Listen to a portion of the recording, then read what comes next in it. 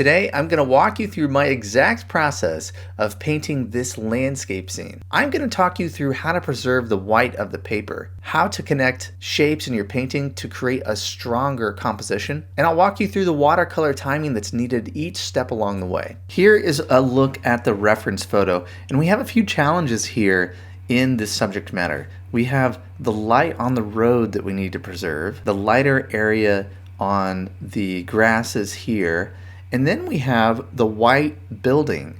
And clearly when we look at this reference photo, we can tell that this white house here needs to be the brightest part of the painting. And so what we need to do is keep that in mind throughout the process. So we do have some key highlights in the subject matter that we need to preserve as we move through the painting process. And here is a look at the drawing. And what I'm doing here is wetting down the back of my paper and then the front of my paper. And I like to pre-wet the paper in this way because it gives me more time to work wet into wet while the painting is still damp. Now, knowing that I want to preserve the white of the paper around that house, I dampened the whole back side of the paper, but when it comes to the front of the paper, I'm avoiding that part and keeping it dry because I want to preserve that white of the paper in this first wash. And now I'm laying in light color for the sky, a simple wash with cerulean and ultramarine, and I'm putting a little bit of warmth near the horizon with some rose madder permanent, some raw sienna. Now what I'm doing is dropping in some green color for the light area of the grasses around this building. And because I didn't dampen this part of the paper, I'm able to paint around it and preserve those whites, which are really important. And this is one of the reasons I love to work wet into wet, is that I'm dropping in some of the green for the trees up here while the sky is still damp. I love to get those nice soft edges. And when it comes down to this part of the painting, I'm again avoiding some of these areas, some of these whites that I want to preserve. And for now, I'm avoiding the road as well. I'm going to come back in and lay in some pigment on those areas in just a minute. So I'm working my way down, and you can see I've switched to a smaller brush here. I'm using that to cut around some of the details. And when I need a little more control, I switch from that large mop brush to this smaller synthetic brush. Okay, and I went in and dropped in some light value for the pole over here. And you'll see why when I get further down into the painting, I want some of that lighter warm tone to be present in this first wash. And now you can see I'm transitioning into some warmer colors for the wash down here in these grasses. I don't want to just use that same color of green through the entire first wash. If I find myself using too much of the same color, the painting can get boring. So I like to mix that up and drop different subtle greens and earth tones into the painting while everything is still wet. Okay, and then a little more vibrant green around that road. I don't want a really, really hard line between the edge of the road and where the grass is.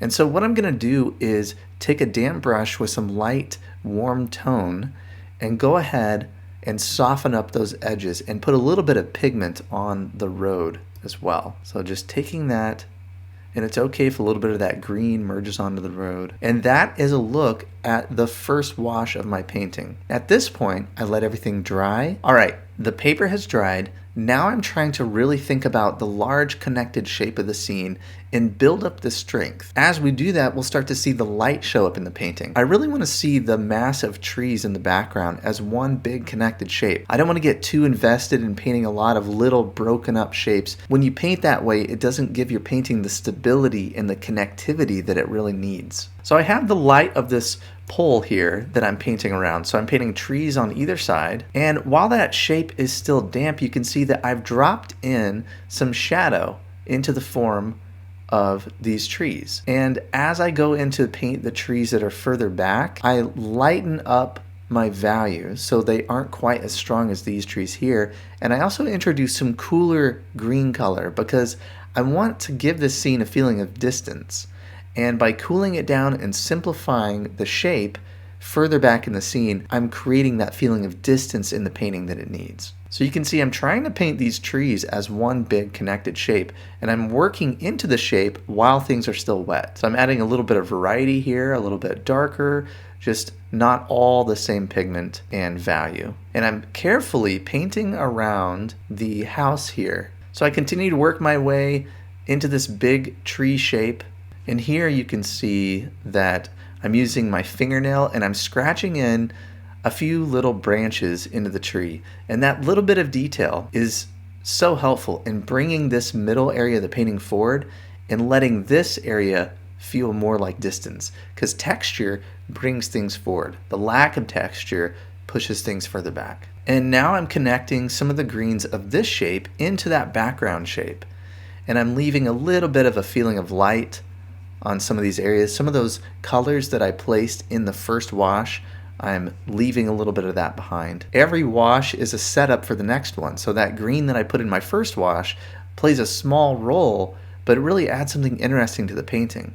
More green, lots of green in this one. And again, as this shape is still damp, I'm dropping in a little bit of shadow as I get closer to the ground. Increasing the strength, increasing the value, adding a little more texture, again, brings this area forward in the painting. The shape of this tree is going to connect right into some of the stronger values on the edge of the road. So I'm always looking for connectivity. Work my way back up to here. Again, I'm painting around this pole to give it a sense of light. And now I'm connecting into this shape a little bit more with a few shapes to just kind of break up this area. Again, texture brings things forward, and I want to add a little bit of variety into what's going on in this part of the painting. We want this area to feel closer to us than this area back here. Again, here I'm tying in some of this texture into this big sort of connected shape of the scene. And while things are still damp, I'm adding a little bit more value to give the grass in this field a little bit of form. And I'm going to tie in the shadow of this pole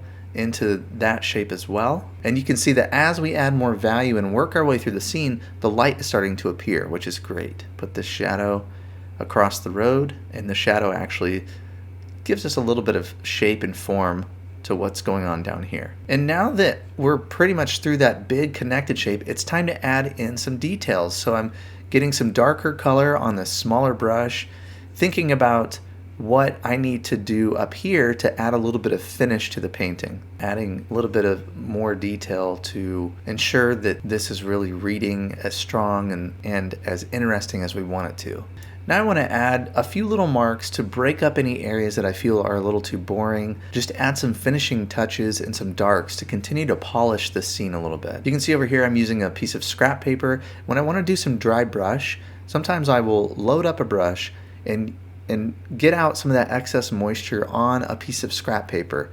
That way, when I go to put that mark on the painting, I know exactly what the mark is that I'm trying to make, and I'm able to do that. Adding a little bit of these marks to just break up that area, give us a little more interest in these areas, all that is really important. And the tricky part about this part of the painting process is that these details are really fun to paint. And we want to be careful when we add these finishing touches. Each of these trees in the distance have branches and texture to them, but we really want to squint when we look at that reference photo and minimize a lot of that detail. And then when we go back in and add in the detail that's needed to finish the painting, we want to be very cautious and deliberate when we are doing that, because we don't want to overwork the painting. Okay, we're getting pretty close on this painting.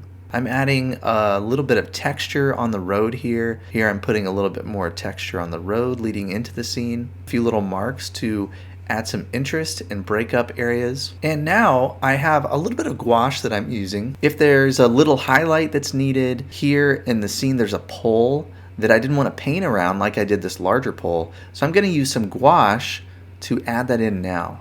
And you can see here I'm turning my paper sideways because it's a more natural mark to move your hand from left to right than it is up and down. Figuring out what the mark is and trying to do that as clean as I can. Now if there's any little bits on the house that I want to add in, any little areas that I want to break up with a highlight, that's what gouache is really good for. Little things that I wasn't able to paint around. And I added in a little shadow on the road here from that tree. And that is the painting. I hope that this is helpful for you. Best of luck to you as you are taking on your own projects. Keep working and practicing, and I'll see you next time.